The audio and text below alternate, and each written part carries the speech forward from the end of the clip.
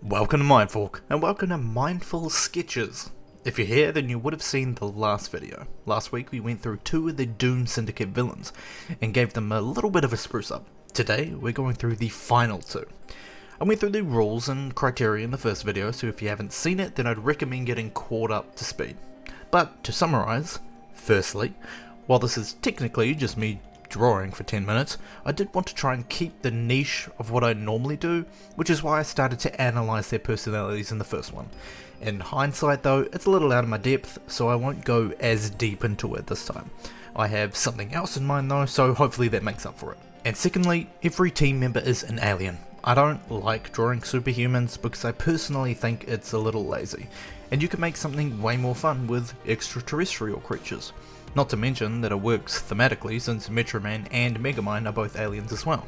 And lastly, I'm also calling it a redesign, but it would be more accurate to say that I'm making new characters with similar powers. Especially with these next 2, Lod Knighty-Night and Behemoth, since I had some somewhat outlandish ideas for them both. So let's get into it. But before we do, subscribe! I'm trying out new video forms to see what works and what doesn't, so let me know how you feel about it, and giving feedback through subscriptions, likes, even a sly comment not only makes my day, but lets me know how you feel about it. Thank you in advance. Okay, before we jump into the main 2, I wanted to take a moment to reflect on last week. I spent my weekend immediately after the last video staring intently at the weather vane drawing I did, and if I'm being honest, I'm not really feeling it anymore. So I spent the day redrawing something new. Kinda, so that's where we're gonna start. I'm gonna post it to my Twitter when it's done, so check it out if you care enough. But basically, I wasn't sold on the poncho, which I still think was a fun choice, just not in tandem with the other choices I made. The colours, notably. Something too, Ragdoll, the replacement for peer pressure, was a little creepier than I had originally envisioned, but I liked it because it's the tone I was going for. A character that took himself and the world he was in a little bit more seriously, since that's exactly what grinded my gears about the movie. It was a kids show, sure, but it made me feel like an idiot for watching it. The original Megamind movie didn't, but this one, not great.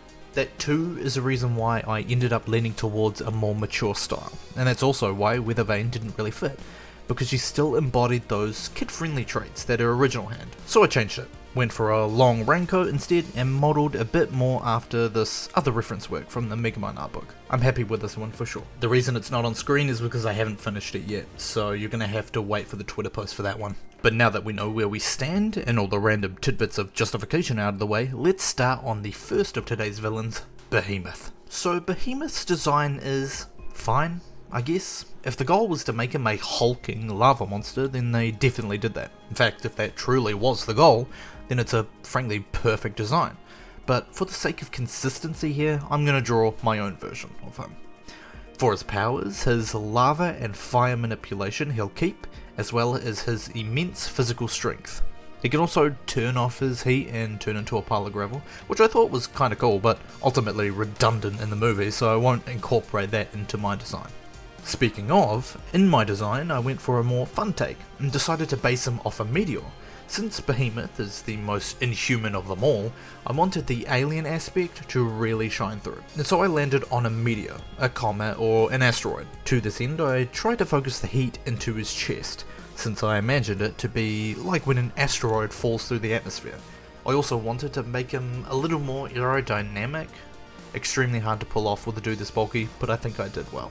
Personality-wise, however, he would completely do away with the comic relief dimwit they were going for and settle on a more physically powerful antagonist who believes in the philosophy of survival of the fittest. He would embody the idea that might makes right, and that compassion and mercy are signs of weakness. It reflects the idea that true heroism comes from within, and involves compassion and protection of the vulnerable, something that Megamind learned in the first movie. As for his powers, we're going to keep the lava manipulation, the super strength, and we're also going to add one more power, super speed. This idea did originally come from making him into a living meteor, yes, but I was also reminded of a character from Full Metal Alchemist Brotherhood, Sloth, a somewhat threatening and imposing individual capable of generating massive bursts of speed. So fast, in fact, that he literally cannot control himself, only stopping when he hits something. I figure Behemoth would be similar to this, leaving a streak of fire behind him, and truly befitting the moniker of the living meteor. And so, here's the final redesign of Behemoth, now called Krakatoa.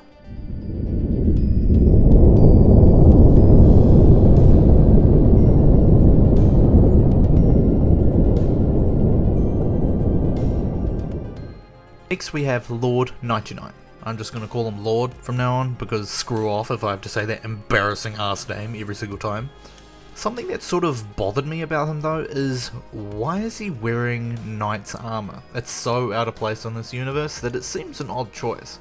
I mean, if the only reason he looks like that is because the word knight is a homophone, then I'm not going to base my design around it. I have a different idea instead. As for his powers, they're pretty straightforward. He can control shadows, which also includes taking the shadows from things and solidifying them into different shapes. In my design, I wanted to reference two very specific things. The Black Knight Ghost from Scooby-Doo Monsters Unleashed, my favourite movie as a kid, and the Vashta Nerada from Doctor Who.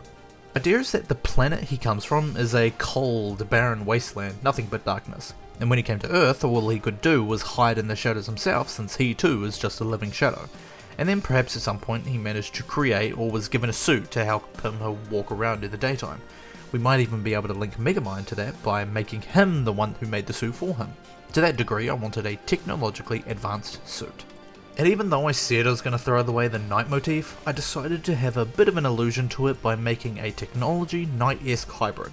Note the helmet and armor. I also decided to keep the moon and star pattern on his armor since I thought it was fun. Personality wise, however, he would be an extremist who believes in a rigid ideology and is willing to go to any lengths to achieve his vision of a perfect world. Against Megamind, this would highlight the importance of embracing different perspectives and ultimately championing the power of personal growth. Literally the entire point of the first movie, so the most similar to how he originally was. As for his powers, I'm going to try to be a little more consistent, and so I have two main changes. First is that we're keeping the shadow manipulation, but we'll restrict it to tactile shadow manipulation, which essentially means that he can only control the shadows he physically touches. The thought is that he's less manipulating the shadows themselves, like we see in the movie, and more turning it into an extension of himself. Means he's a bit more limited in what he can do, as he can't create those huge constructs in broad daylight anymore. The second change is that I wanted his suit to create a protective energy shield around himself, his hands and arms mostly, that protect them from the light. This way he can have his hands turn into whatever he wants, like the sword I drew, during the day. There is a limit on how big he can make these things, but he can still turn his hands and body into different shapes. And so, here's the final redesign of Lod Knighty-Night, now called Fright Light.